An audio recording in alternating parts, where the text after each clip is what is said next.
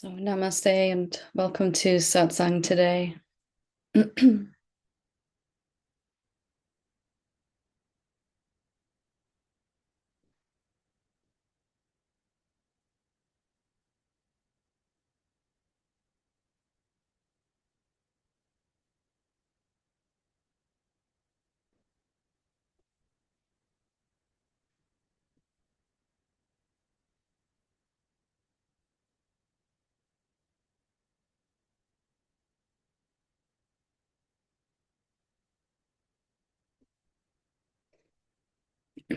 Feels really good to be back here with you all. We've been on retreat for a while, so it's really nice to be back here together.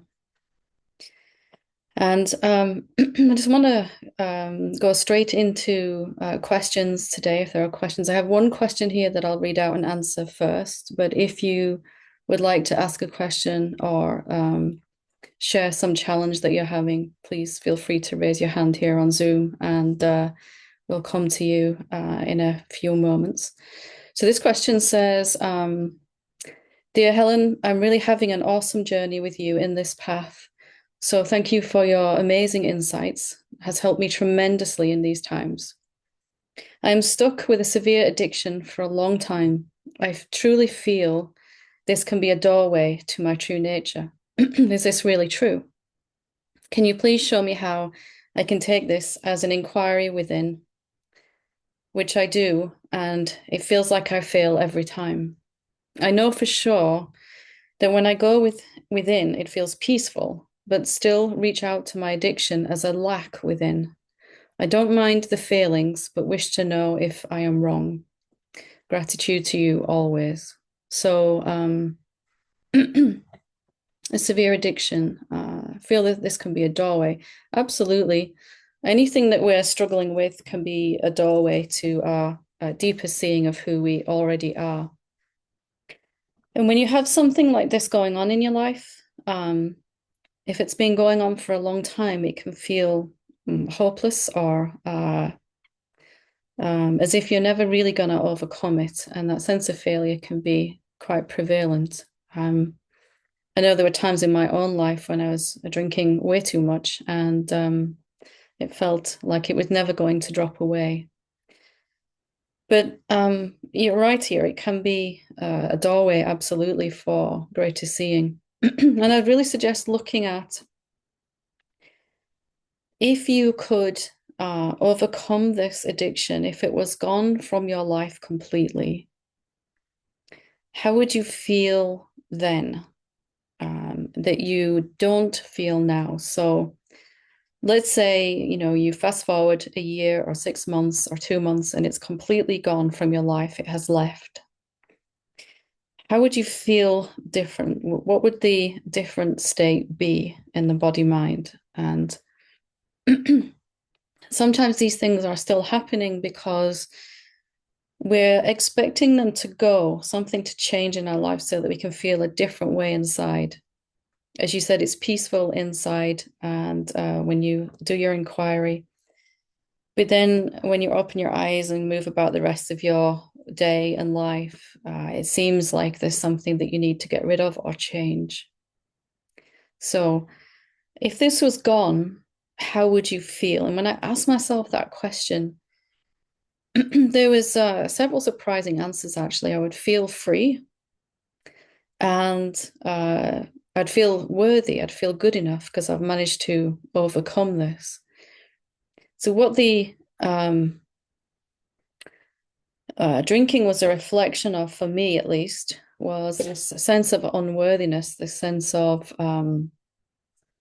suffering, sense of limitation as a separate being.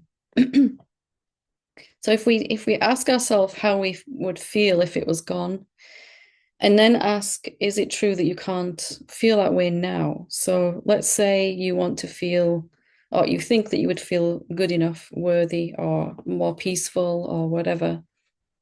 Do you have to have that thing go to feel that way? Is it ever going to work that way around? So is it ever going to be that this addiction goes first and then you feel a certain way inside? And for me, I tried very, very hard to kind of have it happen that way and failed again and again, as you said here. And it was only when my seeing of who I really am had got deep enough inside that this stuff began to fall away by itself. I mean, obviously, you've said severe addiction, and I'm assuming that you're getting all the help you need from whatever support, psychological, medical, everything else. It all has its place, of course. But for me, getting rid of any problem in my life would be a significant sign of awakening, deepening. This thing will change when I'm awake enough, was what my mind said. And because it's still going on, it means that I'm either not good enough or not awake enough, and I haven't seen enough, all of that. So we're expecting our outside world to change, and the body and mind is outside to the infinite self, right? We're expecting our outside world to change so that we feel a different way inside.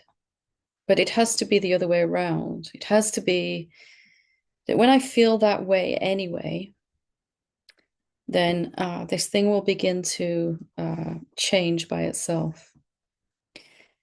And of course, you're going to want this addiction to go. We're not saying the desire must disappear for it to go. You can want it to be different, of course, without putting conditions on that. I'm not going to say that when this changes, it's going to solve all my problems and make me feel differently. So, what is it you would want to feel now? And is it true you can't allow that to come from the inside out already? For me, there were several things in my life that seemed to get worse as awakening deepened because I was putting conditions on them in this way. So, inside each of us is the capacity to feel however we want to feel already without anything changing in our world, because we are the source of everything, and our own real true nature comes along with peace and everything that we really want to feel, as you've hinted at here too. So maybe sit and just ponder about this. If this was gone completely and you were totally free of it, how different would your life be? What would you feel that you don't feel now? And why not now? You can still want this thing to change. Of course, you're going to want it to be gone, but not pinning anything on it, saying when this is gone, I'll feel this way. No change on the outside from the outside world has ever made us feel any particular way inside. It's just never been that way around. It has to be the other way. It has to be when I come from the fullness and richness of my real self, then my body's going to change its behavior anyway, because we won't be looking to feel better all the time or to avoid suffering or to numb the emotional pain or the psychological suffering or whatever it is that we're doing these things for. And everything will change from there. So I hope that is helpful for you. Okay, Chris has his hand up. When you're ready, Chris. I'm muted. Okay. Hi. Hello. Hi, Helen. Hi. So we just had in the US, we had an election, voted in a new president, and I'm just guessing that there might be some worry about the new regime and what's going to happen. What would you say to those who are of us who are here seeking to walk in our true nature, that we may have our own struggles right now. Would Yeah. you're in the UK, of course, but everyone, the world will feel the effect of our decisions in America, right? So Actually, um the world will feel the effect of what how you think can about your decisions, right? oh And yeah, it's a question that's come up repeatedly to me in the last 2 days for obvious reasons. And the yeah, answer for me is always the same. If we believe that any uh, separate beings have any power over us, we're always going to feel terrible, right? Any separate being never really exists. There's only the totality of existence. And any individual or separate being, or any group of separate beings, like a political party, they are ascribed with a power that they just don't actually have. What really the outside physical world is a reflection of is our inner consciousness level, right? What thoughts we're holding on to and what stories we're holding on to, we'll see play out. There's no individual that has any power. All power comes from the infinite self. And forms actually, bodies and thoughts and all of those things don't have any power inherently. It's all borrowed from the formlessness. So the major way we can help is by challenging this idea that there is some entity or power or beings that have the power to make changes that we have no control over at all, because then we're in separation. Like we are all those beings, right? We are all the political parties in every country and all the ones who vote in everything. And from there, it's a very different story. And if we subscribe to this idea that we absolutely have no control, then we're just going to feel powerless and hopeless. We have no control as a separate self because that separate self doesn't really exist. But we have absolute control as the infinite self. The trouble is that most of us still believe in this powerlessness, and we really tell ourselves a lot of stories about what's going to happen after election results or, any election results. A lot of projection into the future from the mind. And in truth, we just don't know, right? We don't actually know what's going to happen.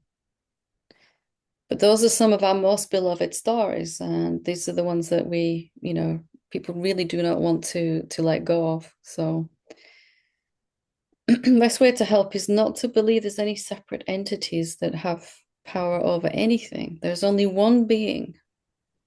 And what's going to happen from here is the reflection of our stories that we're holding on to or that we let go of. And that's always in our control, right?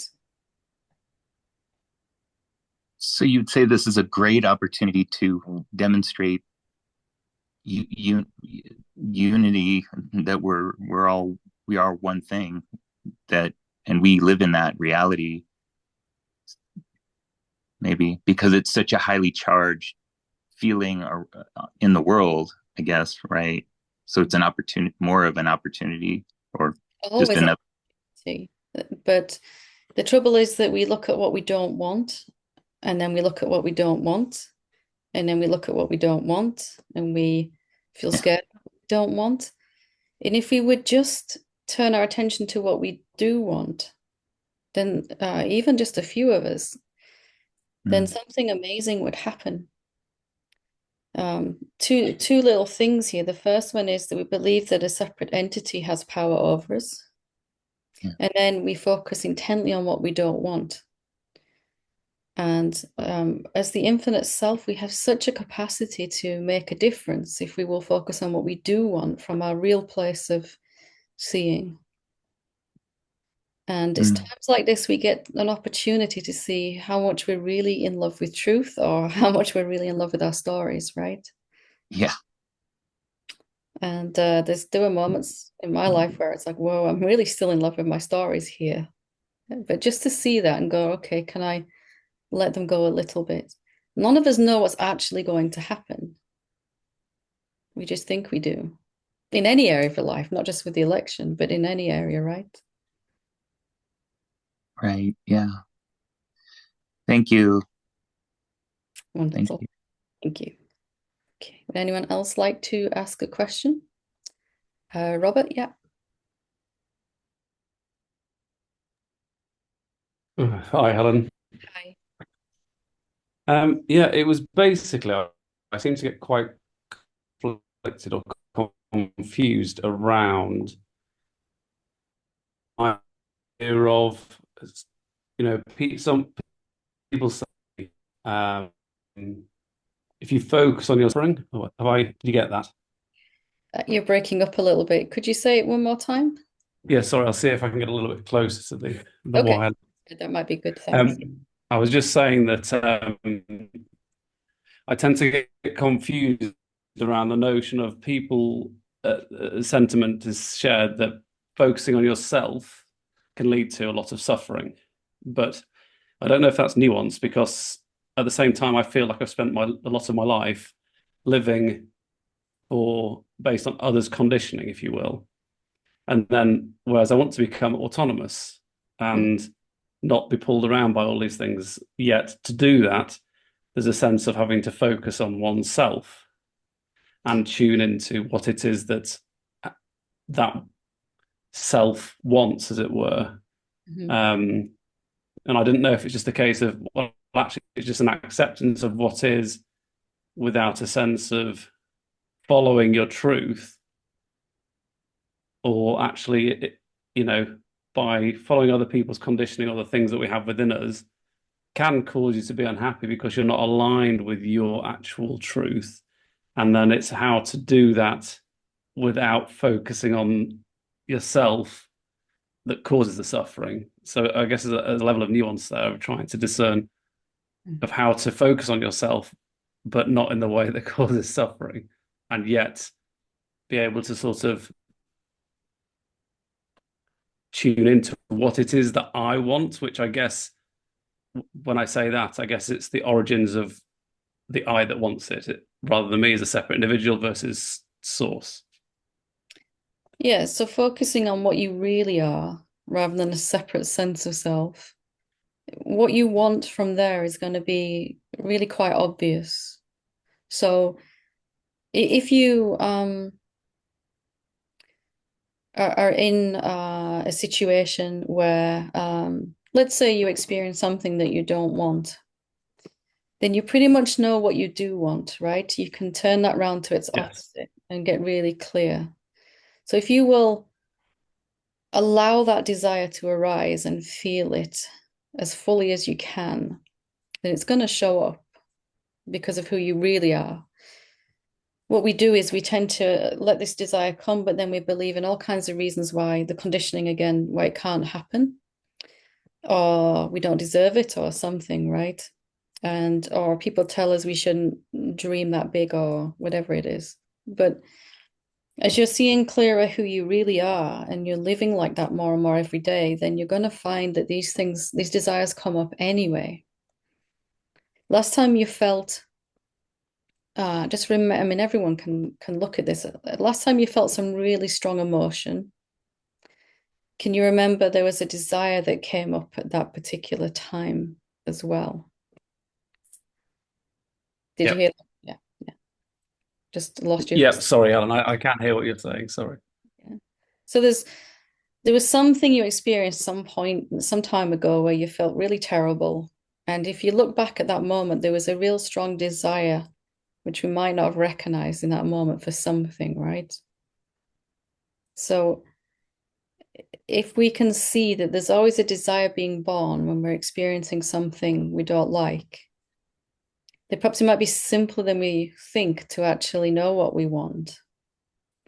But then just allowing that feeling to arise and getting clear on what we want, maybe writing it down and looking at the reasons why we feel we can't have it, and looking at if they're true for you, the real infinite self. There's plenty of reasons why a separate sense of self can't have what it wants. But seeing who you are now, do those reasons still stand?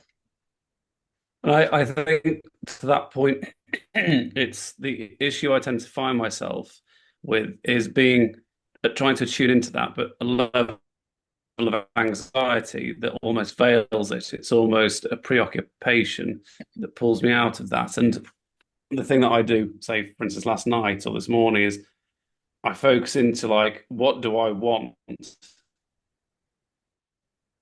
regardless of anyone else, or the notion of, should I say, sort of quiet mind, without considering others first. I don't know why. It's just like it's something that's been, I don't know, there for a long time. So trying to turn that onto just solely myself, even if it is source or whatever, seems very difficult because the anxiety that comes up with that. Mhm. And So what's um, the anxiety? Why does anxiety come up with desire? What's anxiety saying to you? it it's basically this sense of I'll either suddenly stop caring about other people, which I guess is losing a sense of connection, Mm. or I'll become this unkind person that's selfish or very self-focused and self-orientated, which I know the irony is that someone who's selfish and say narcissistic would even have the notions of, oh, it's a problem, I'm not caring about other people. But it's almost bridging that gap between where I'm at to being in that place of trusting in that I won't become a very unpleasant person by doing so, is almost the notion that I seem to carry. But if I quiet my mind enough and tap into that, there is a calm and an emptiness, and almost there's a sense of, right, well, now what? As opposed to, well, what if that is the answer? Is that it's just a case of holding that center of what do I want? Well, it's here, and it's just quiet.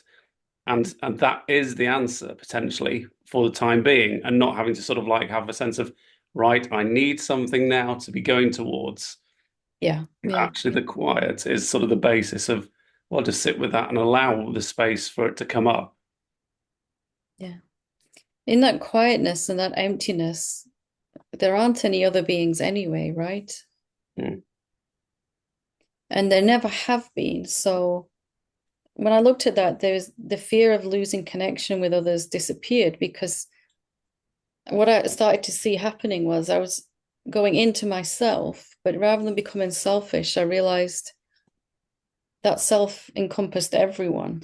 So there was even a deeper connection with other beings because they were seen to be not actually other, even deeper than connection, that oneness, right? That recognition they are me. So it kind of deepened into this trusting that if there aren't any other beings and I actually go for what I want, it must somehow be for the benefit of everybody, right? If there's no others, then can I even be self-centered? Yes, absolutely. And I, like you say, I very much, there's the intellectual understanding of what you're saying. It's just that step of trying to embody it and be, because a lot of resistance comes up to going, oh, you can't do this because you've governed your life in such a way for so long. And there's almost, and I don't know if it is the case, it almost seems like there's two options. There's one to go into that deep sense of yourself, or the exact opposite of actually just leading into everything completely and sort of immersing myself into it. So it's almost without boundaries, if you will. And the notion I had the other day was almost like wrapping my arms around everything and everyone was the sentiment that came up that brought more of a heart opening as opposed to the sort of going inwards and trying to hear into that. It was almost like, well, actually, it's just easier to embrace everything because I then feel good when I do that. It's actually like the two sides of a coin, though, right? The deeper you go into yourself, the more you're going to find you come right back out and embrace everything. Okay. Because you can't really discover what you are and ignore all these other bodies that are there. It's just Yes. going to want to encompass that, right? That greater seeing. So instead of choosing one or the other of those, you probably find that both of those are happening. You'll have periods where you're intensely introverting and inquiring into your real nature, and then you'll have periods where you're really applying that and seeing this person isn't really separate to me, and there's an embracing going on there. I see. So it's not so much a mutual exclusivity if it's one or the other.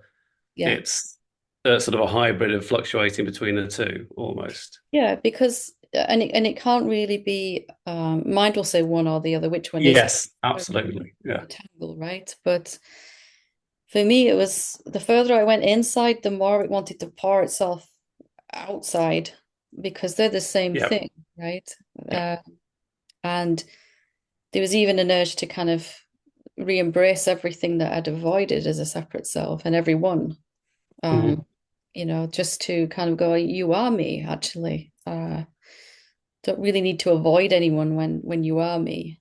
Some Yeah, people, you don't have a resonance with, but not avoiding them through fear or anything or any it sort unpleasant. of lends itself. I find that more if I'm on my own, the going inwards is a more of a practical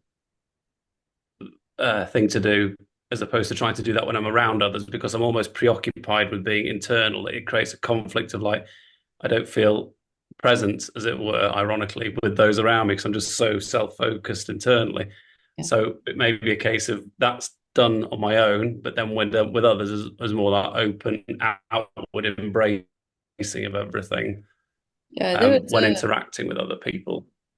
there was a period for me where whenever I was around other beings, there was this questioning going on constantly, silently going, are they really separate to me? And there was a rich intimacy that developed then with everything.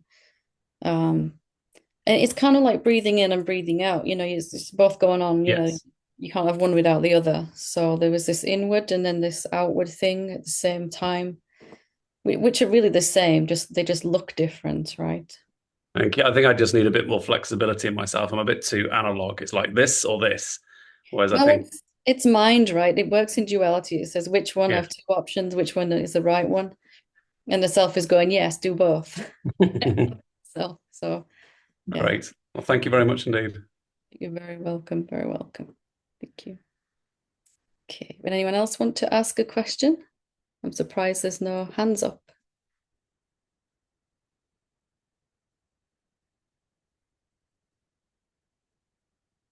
Richard, yep.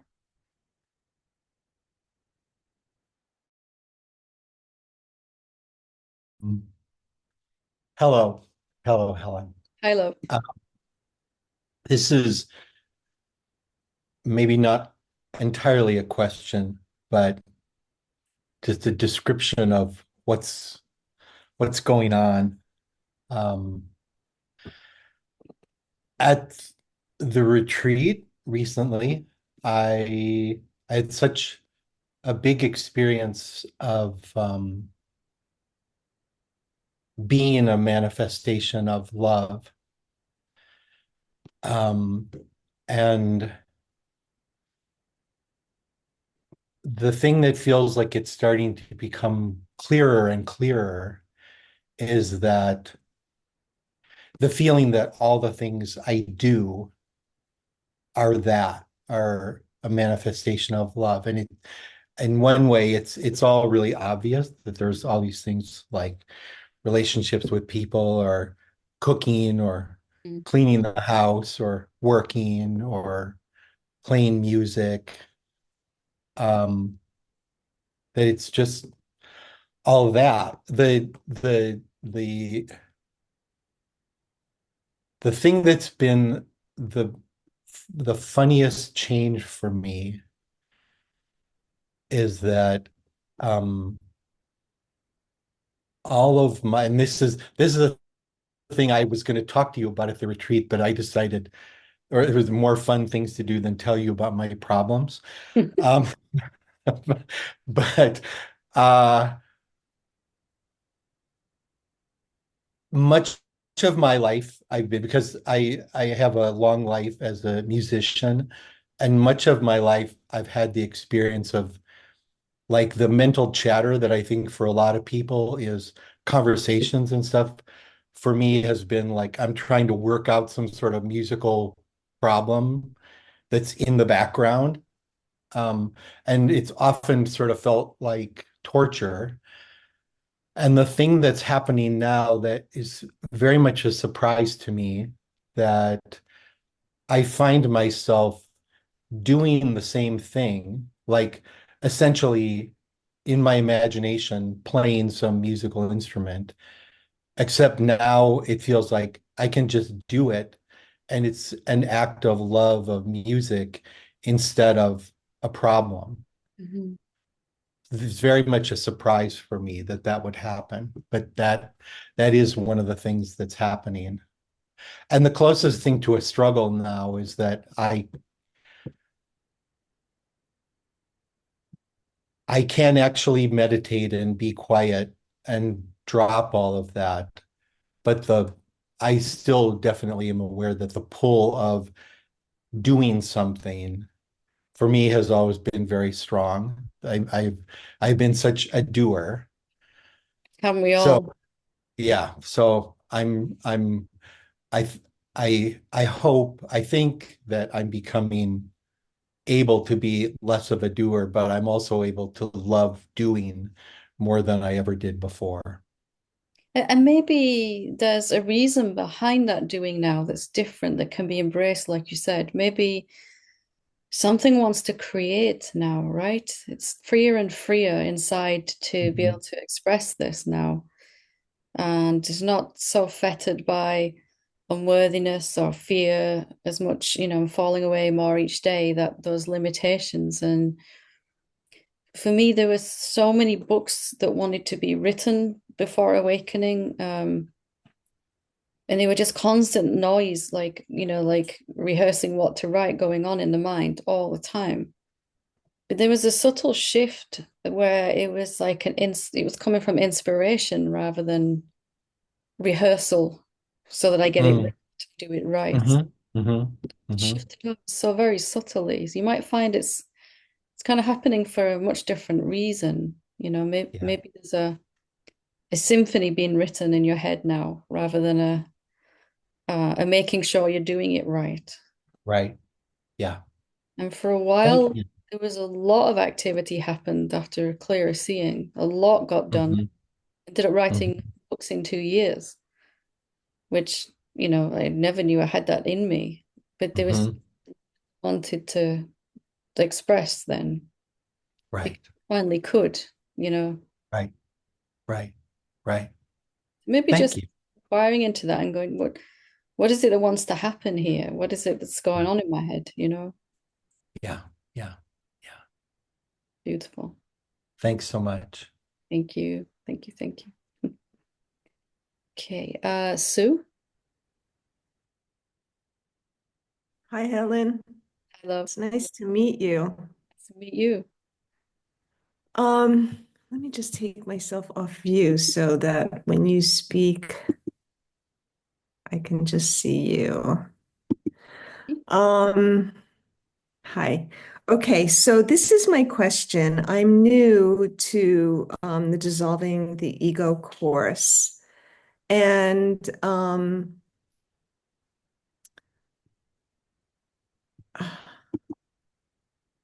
I'm sorry, I can't see you, and it's very strange to be looking at me. So let me just work on this for a minute. I'm Zoom switches views there, but hopefully you can see me now. I can see you now when you talk, but when I talk, I see myself, even though so I don't know what I did. Okay, I'll just look at myself when I talk. Um, It's so I'm, kind of had to get used to it doing this, but yeah. I'm, I'm new to the Dissolving the Ego course. And so I've been doing the meditation every day, which I continue. And I did the inquiry for the first 30 days. Then I also added contemplation of am I unsafe? Mhm.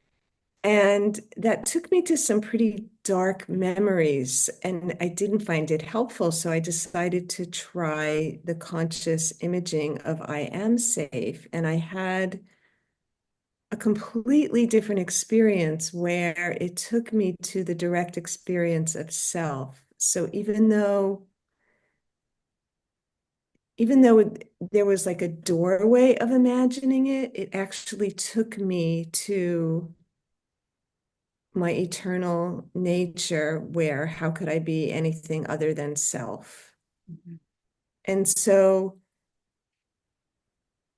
I'm left with just wanting to do the meditation and the conscious imagining now on I am safe, because it kind of brings me to a certainty that nothing else has brought me to, like a real certainty about it. Like it's a direct, clear experience when I use this pathway. Mhm. So I don't know if what I have is a question, but yes, I would like your just feedback on that. Yeah, it's good. Whichever way in is easier for you right now, absolutely go with it. And because of who you really are, if you imagine yourself feeling safe, you will very quickly feel safe because of you are that which runs the entire cosmos. So anything you want is going to show up very, very quickly.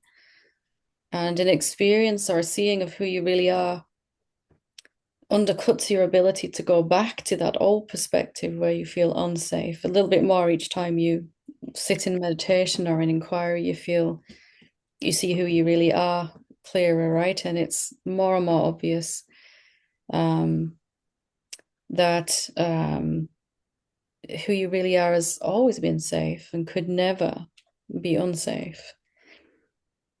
And that's why in the meditation, in the first lesson, then we're just bringing attention to what's real, whichever way we do that, through conscious imagining, through meditation, through inquiry, contemplation, any which way that works. So all of those are just ways to come back to what is real, because you can't get rid of something that's unreal, but we keep trying, I want to feel safer.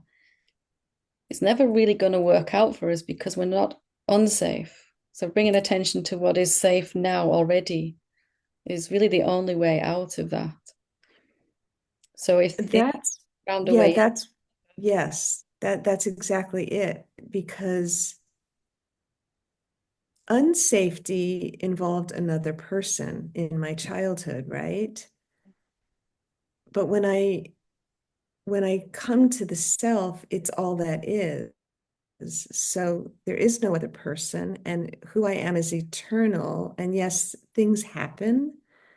You can get a scratch on your body, but that's not who I am.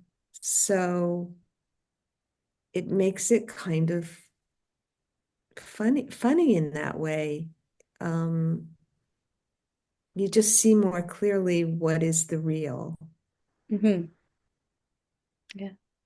And as you begin to really see deeper and deeper that you can't die because you were never born, that you are using a body, but you don't need a body, then that insecurity, that lack of safety just has to fall away anyway. So all we're really doing in any authentic spiritual teaching, there are really only ways to bring attention back to what is real already about us.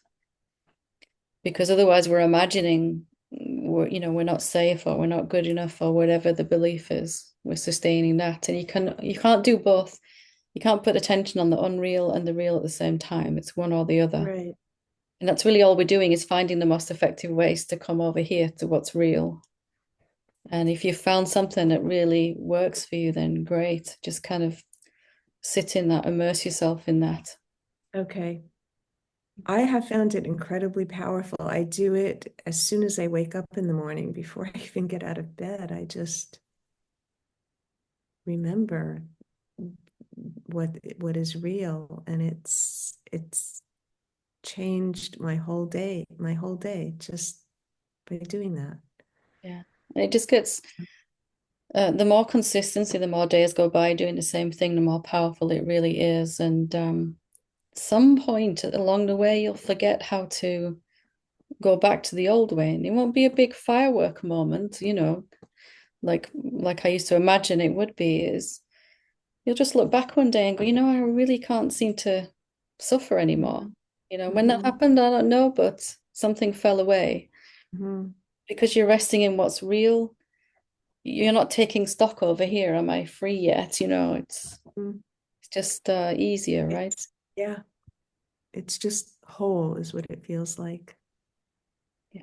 Thank you so much. Thank you. I, Thank I feel like I love this Sangha. I've been praying for a spiritual family, and I feel like I found it. So I'm just deeply grateful. I wake up in the morning feeling so happy that I have all of you guys. Wonderful, wonderful to hear. It's what I Yeah.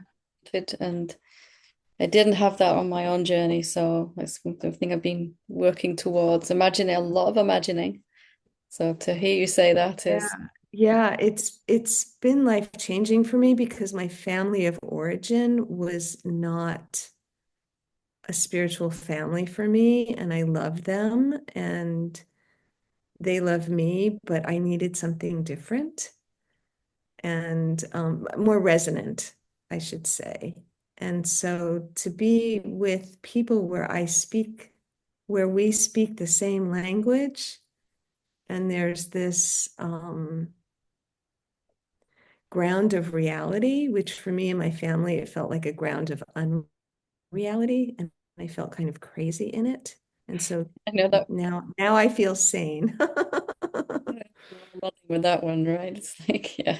I Well, feel same with others, which is it's a special sweetness, is what it is. It's a special sweetness because I used to be able to feel sane alone meditating, and mhm. to share this sanity with us, with you and with so many others here. It's really a special sweetness. I prayed for it. So thank you, God, for here it is. Wonderful. Thank you so much for sharing. Yeah, Yeah, thank you. thank you, thank you. Okay, we'll go to Shri. Hi, love. Hi, Helen. So I didn't want to ask questions. I'm like, okay, I'm too curious. I just should not. But of course, I'm going to ask a question. Anyway, and you're like, what's happening? Yeah. Yeah, it just automatically goes. I just heard you saying about imagining, right? Visualizing, imagining. I find it very hard to imagine. I cannot see myself um, from getting what I want, and I don't know what is stopping me or how everything comes to yeah, so that's my question. So how do I don't know, I don't understand what is stopping me or what is blocking me from imagining. Do you know what you want? First of all, let's look at that. Are you clear on what you want? I have a top level, like everybody wants peace, happiness, lots Yeah. of love, but I'm not sure about the details. I always struggle with giving details to the situation and seeing exactly what, if I want a job, exactly how things should be is Yeah. something that I struggle with. Yeah. So, is there some desire that you can share with us here that we could just play around with for a little while and do a little imagining with that you wouldn't mind sharing? Maybe one that's not too, Yeah. I'm looking for a change in my career. yeah. I want to uh, switch to the next phase in the role, go to the next level. Um, I want to move back to India, closer to home, so I'm closer to to my parents. Um, Hopefully, I guess now I'm getting the details when I'm talking to you. I want to stay home. I want to work from home, a kind of a setup. Um, That's enough right there. We can work with that for now. I mean, obviously, spend a little more time defining it, right? But so going for, as if that has already happened. So you're living really close to your parents. You've got a really nice place where you're living, and you've just finished work. You shut the laptop because you're working from home. You're like, I'm done for the day. I did 4 hours work. That feels so good, really long day in the office, right? Tell me how you feel when you're in your new place, your new apartment, and you're going to go see your parents tonight and share some food with them. You had a really fulfilling day. We're not going to talk about what work you did or any of that stuff. It's as if that's already sorted. We don't need to figure that out, right? Just tell me how you feel after you just shut the lid on the laptop and you're done. What do you feel like? See, you're smiling already, see? yeah. Um, I want to have a dog. I want to raise a pup. Yeah. Um, so I want to spend time with the pup. I want to take him. I want to live somewhere close to my parents so that evenings Let's, I as can if spend. it's already happened. So you finished work. The dog comes Yes. running up and jumps on your lap. What happens next? Oh, I spend a lot of time with him. Um I take him, I guess it's a male dog, I'm Yeah, calling him. that's good. Carry on. Yeah. I'm taking him for a walk to a park. Um, and then I cook a good meal. And I take it to my parents as well. Um, because they've never tasted my food, and I guess they can be the guinea pigs. Um, And of course, it goes very well. They love it. Yeah. Yeah. yeah, of course it goes well, and um, And they ask you, how's work going? How's your new work going? And it feels great, right? You're just, oh, it's it amazing. feels Yeah.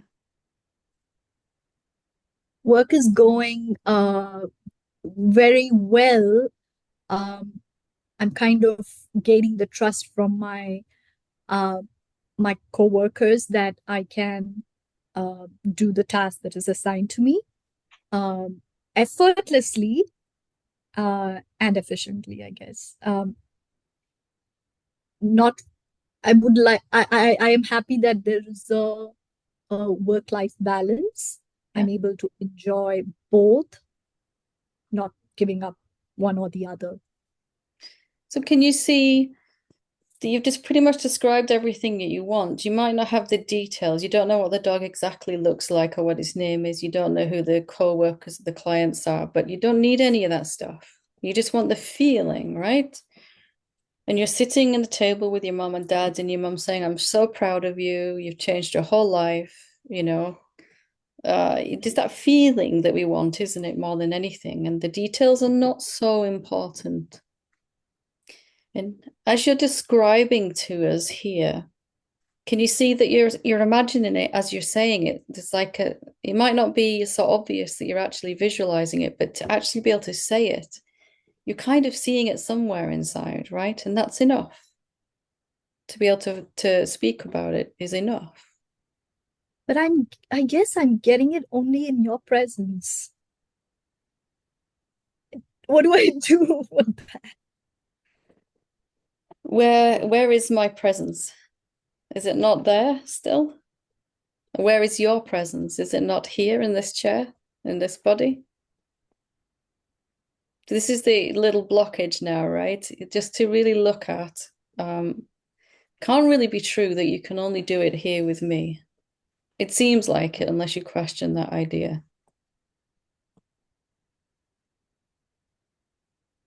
It just, if you Because have, in my mind, every time I ask for I want to go to the next level of my job, my mind says, you don't need to go to the next level. You don't need to be happy to go to the next level, or you don't need to go to the next level to be happy. You have it already right here. There is a lot of resistance from my mind saying, you don't need this, you don't need that. well, So actually, it's that's up. true. You don't need anything in the outside world to change to feel better. You can feel better right now. We've just done it, right? In our imagining. So maybe go with how you want to feel first. Like, if your life was like totally perfect, how would you feel? And then just imagine yourself feeling that way. As simplistic as it sounds, it works.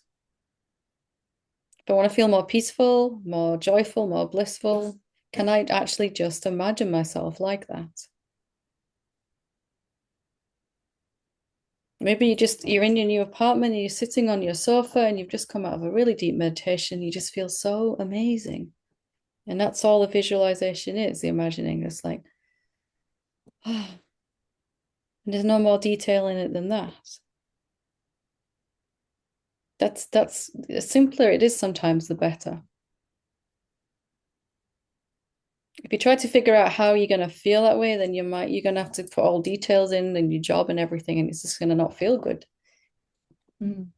But just imagine yourself where it's already resolved and you're feeling how you want to feel.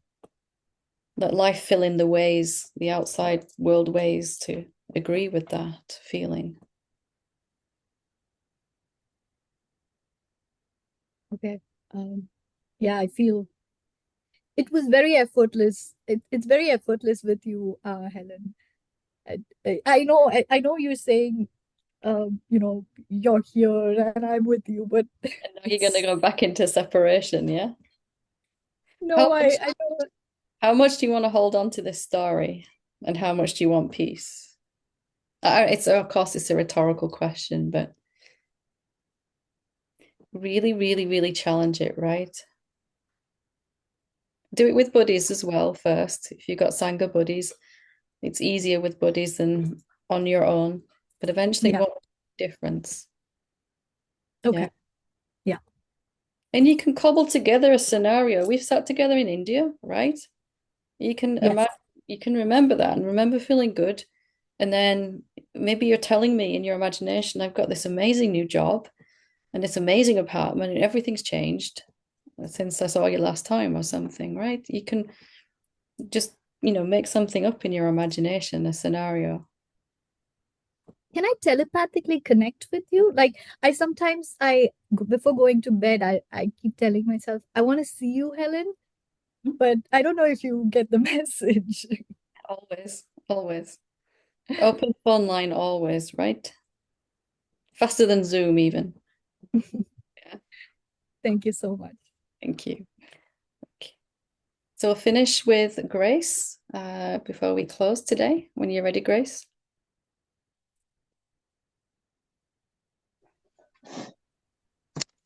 Hello. Hi, love.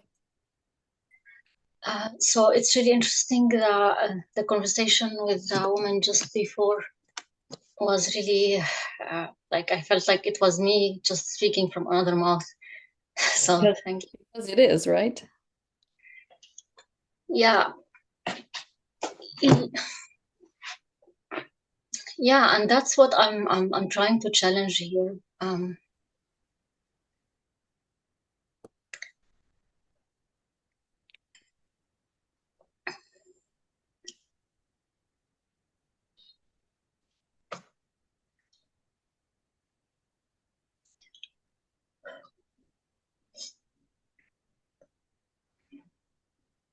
It feels it's all about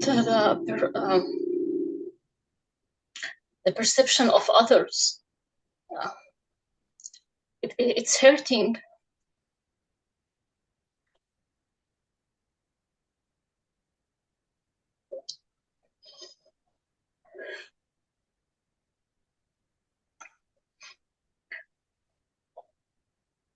I still don't feel I have all these resources within me. It's not my experience. And there is when I close my eyes today, I could see that there is still that little belief that there is something against me. Like there is something. I know it's the separate self that's, but I don't even. There is still that thing that, like I'm trying. There is an effort to get what I want, like or even to be worthy of. Or there is something that feels just unsafe to be in this reality.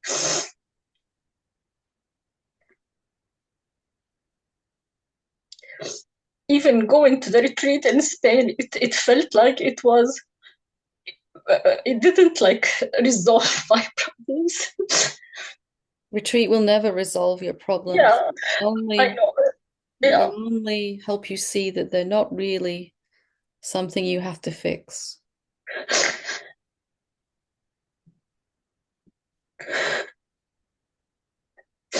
I know that on a deeper level there is something happening beyond my mind. That's it's working. There is shift happening, and that's why there is something that's pushing me even to show up in a way that's even more radical. What it means to be authentically me right now. What does that mean right now? Maybe it means this, right? Maybe being authentically you right now. What is that right now? What does that mean in this moment?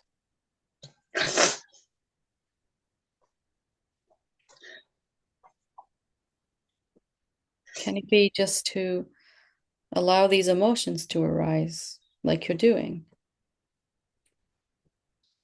Does it have to Yeah, be something that is any other way than it is right now?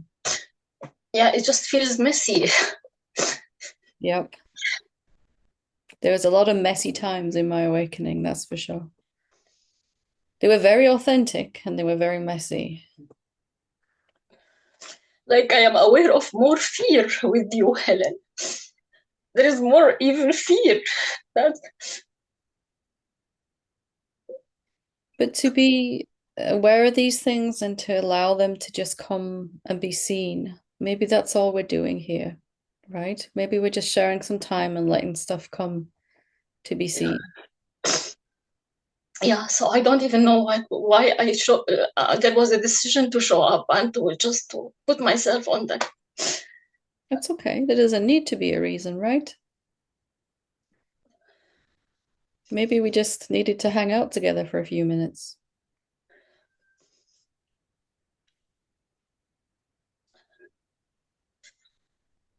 Maybe there's nothing that needs to happen here. We're just gonna talk for a little while and then we'll be done, right?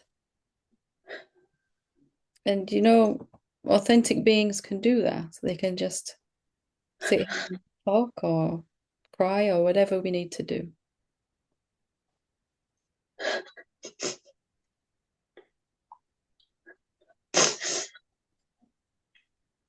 It feels like after coming back from the retreat, it feels like I lost my connection with you.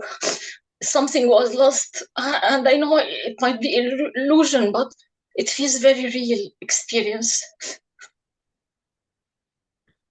So instead of trying to fix that connection, maybe trying to find that which never breaks, that was never broken, right? Where inside you, how far inside you do you have to go to find me there? How far inside here do I have to go to find you?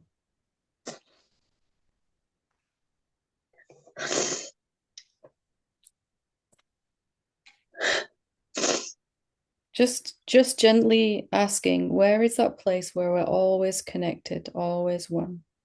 Not looking for any particular answers, just where is that place? It can't be gone, it can't be lost, although it feels like it, of course, but we're just gently asking together. Where's that place of peace where there's a certainty? Yeah, Helen, this feels it's a place beyond this the person, which feels it's very clear that it feels like there is a problem about this person. Like it feels like just let this person aside, put it aside. It's what's in the way. Let it do whatever it's doing, the person. You don't need to fix it, you don't need to get rid of it or anything. Just let it do its thing and just coming to the heart here for a moment, right? The real being. That place where we're never apart, never disconnected. No matter Yes, how many miles between the bodies, still there's never any disconnection, never any gap. yes, Just this place where there isn't even two, there's just one. it feels it's just the fear of judgment. Is it true? There is fear of judgment. But even here in the heart, even before this fear of judgment, that which sees and watches the fear, that which just sees and watches. Yeah, There's peace there, right? There's peace. yeah, yes. So Yeah. not trying to change the phenomenal experience, there's emotions arising, all of that stuff, but just stepping back behind them, behind them, behind them. What's watching this? Gently, gently, you come back to this place of peace, right? Okay. Connection and oneness.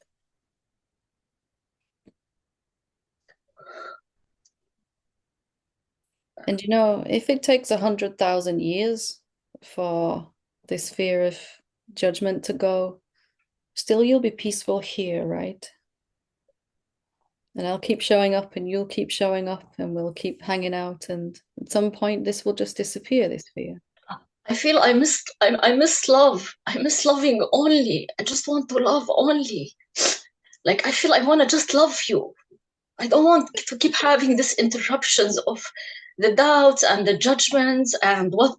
You have to love the doubts and judgments first, right? Those are the things you have to love first. Not like, but love and accept, right? They're here right now. There's doubts and judgments and all that stuff. I had to love that within myself, which I previously thought was unlovable. Yes. From the infinite self, you can do that. You don't have to like them, of course. But love that first, and then they'll disappear. Yeah. Then you'll find I'm right there in your heart. You sneaked in there while you weren't looking. Say that again. Sneaked in there while you weren't looking.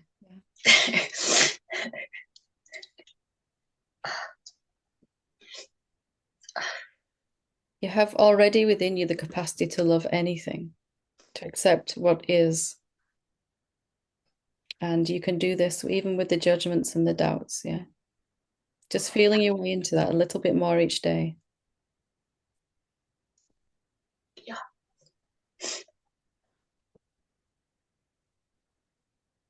First thing that's going to happen after awakening starts to deepen is we're going to have to look at the stuff we haven't wanted or been able to look at as a separate self.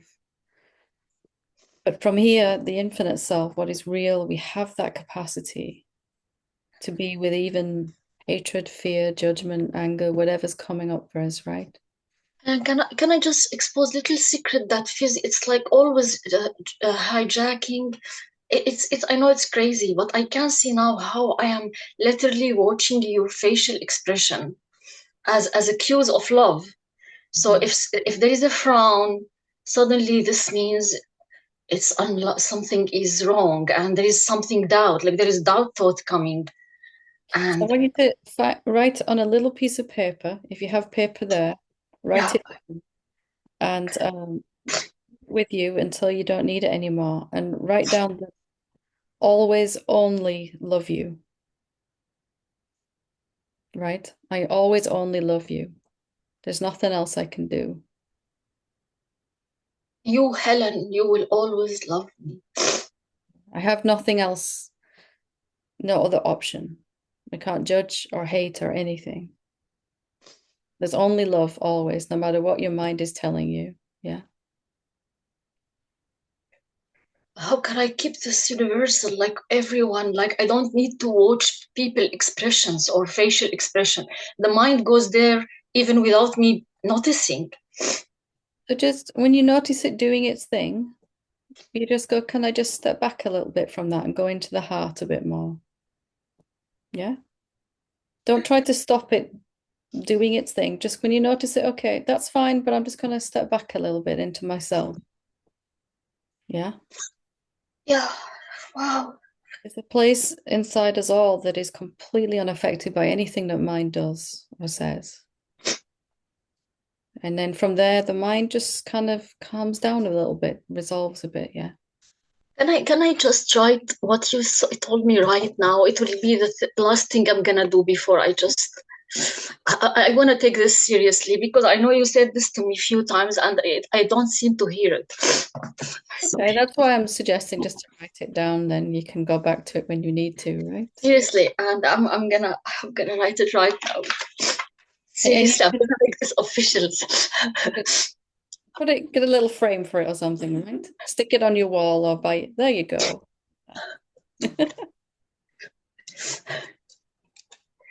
Smiling. Yeah. Can you say it, please? I forget what was it. I always only love you.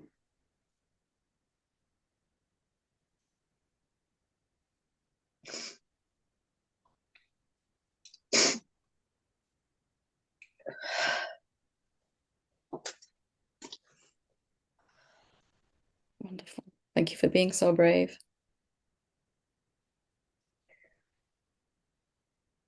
Thank you. I love you very much. Oh my God, I'm gonna receive this. Hey, look at you. There you go. Oh my God. Thank you so much. I love you so much. Love you too. still. Well, Thank you. thank you. Thank you. Good to talk to you. Okay, that seems like a wonderful place to leave it for tonight. Thank you very much for all the questions. Oh, wow, that's so beautiful. Literally everyone on Zoom is doing this. Thank you. Thank you. Thank you. Thank you. Namaste.